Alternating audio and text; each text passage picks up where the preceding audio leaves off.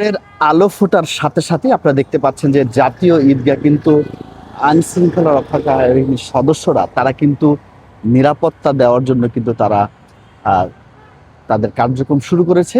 এবং তার পাশাপাশি আপনারা দেখতে পাচ্ছেন যে এখানে আহ, ঈদের জামাতে অংশগ্রহণ করার জন্য আমরা দেখতে পাচ্ছি যে মুসল্লিরাও কিন্তু চলে এসেছে তাদের এই জাতীয় ঈদগাতে নামাজ আদায় করার জন্য।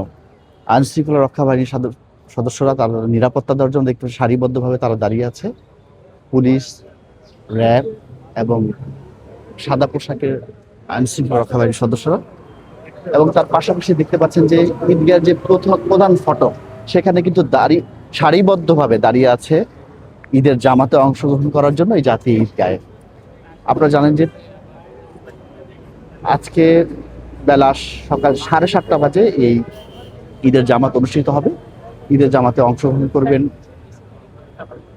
বাংলাদেশের প্রধানমন্ত্রী জনাব তারেক রহমান এবং রাষ্ট্রপতি জনাব শাহাবুদ্দিন চুপ্পু সহ বাংলাদেশের স্বনামধন্য ব্যক্তিবর্গ এখানে এবং সাধারণ মানুষরা কাঁধে কাঁধ মিলে এখানে নামাজে অংশগ্রহণ করবে।